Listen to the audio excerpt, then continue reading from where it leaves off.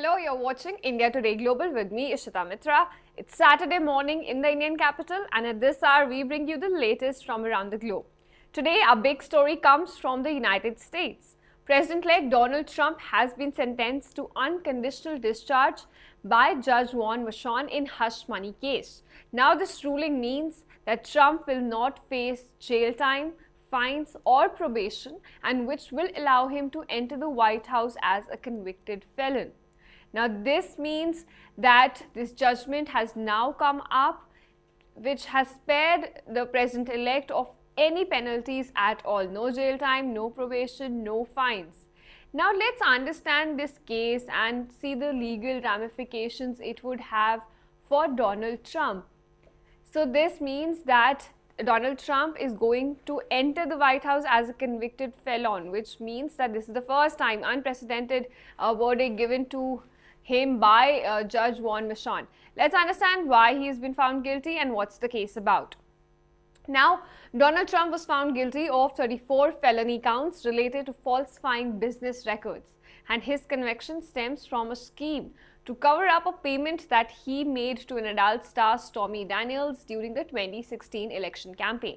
So, Stormy Daniels claimed during this trial, which went on for about 2 months back in May last year, so she claimed that she had an affair with Trump in 2006, while the president-elect has consistently denied these allegations, and he continues to do so as well.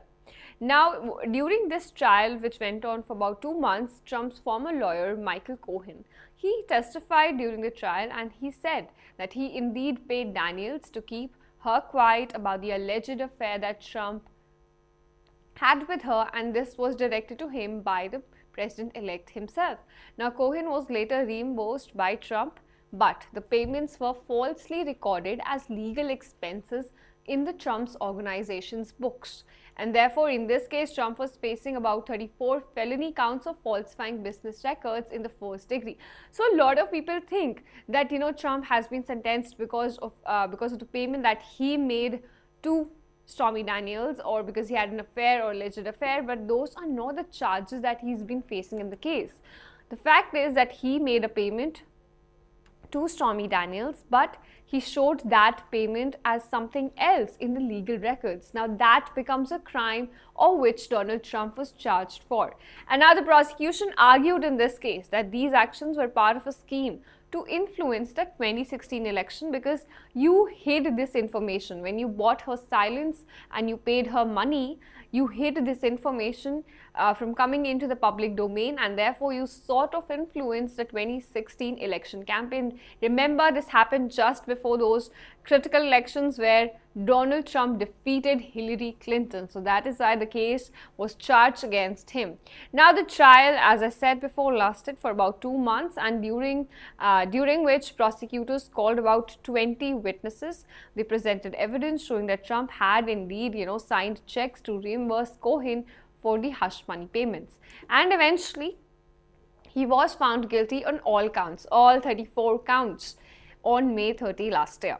Now, this sentencing is unprecedented in American history, as I said before. Why? Because through this verdict, Trump will become the first former or sitting president to be criminally convicted and sentenced. There's no other president in the history of United States who's been criminally convicted or sentenced. But Donald Trump has scripted history right now, and with this verdict, he's going to become the first ever president to be in this space. Now, if you see the timing of this verdict, it's very critical here, because obviously this comes just 10 days before Donald Trump will enter the White House again and begin his second term.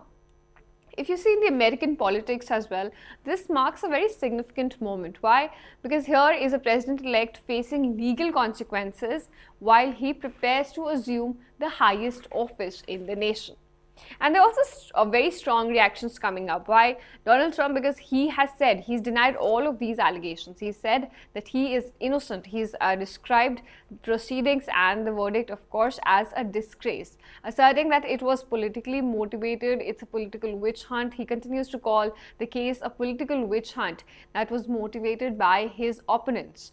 He even said that during the virtual hearing So basically, while this case was going on and while the sentencing was delivered by Judge Juan Merchan, Trump attended the hearings from his Mar-a-Lago estate, and he clearly expressed his grievances with the justice system and maintained his innocence, saying that his electoral victory in the election that happened in November last year is a rejection of what he termed as weaponization of government against him.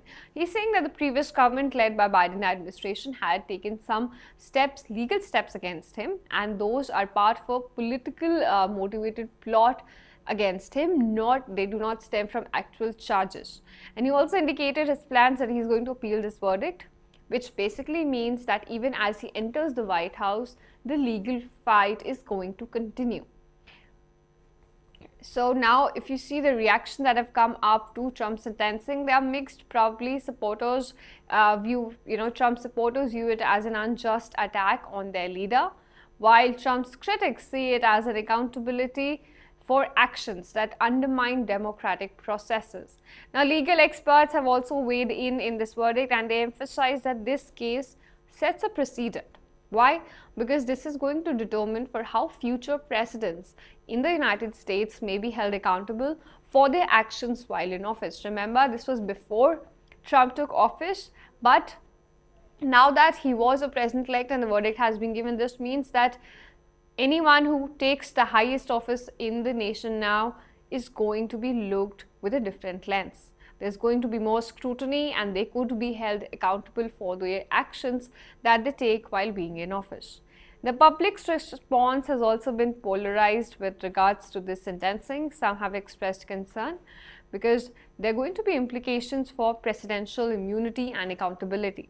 Now, presidential immunity is a concept which basically states that presidents will have immunity from legal actions being taken against them and against those actions that they've taken while being in office. So now that this verdict is out for somebody who's just going to enter the White House, this verdict will change of how the other verdicts or how judgments will play out for other people. Legally, Trump's unconditional discharge means that he can continue his duties as president without any restrictions, which are typically associated with felony convictions. Now remember, viewers, had Trump not been in this special position where he's just going to enter the White House, he would have faced a harder sentence, maybe including a jail term as well. But this case, it was ruled out only because of his special status. And Judge Mashan noted that had Trump been a private citizen, he might have faced a harsher sentence. But given the fact that he's a president-elect right now, he's going to enter the White House, and there are a lot of legal protections that come with that office, he has received what judge described as the only lawful sentence available. So he's basically said that there was a case filed against Trump. Trump was convicted. However, right now, Trump has won the election and is going to enter the White House. So this is the only choice we have. We cannot give him any other sentence other than this. And this verdict raises questions about how future administrations might navigate legal challenges while being in office. But you see, the hush money case is not the end of legal troubles for Donald Trump, because in addition to this case, the president-elect is also facing 3 other criminal cases, and these include charges related to election interference in Georgia and federal charges concerning classified documents and January 6 riots. Remember, he's been accused of taking a lot of confidential documents after he left the White House with him back to his house. This is something that amounts to a crime in the US. Now, he's been indicted also in the case. Now, all of these cases unfold and will eventually unfold during his presidency, which means that they are going to influence the public perception and political dynamics in the US.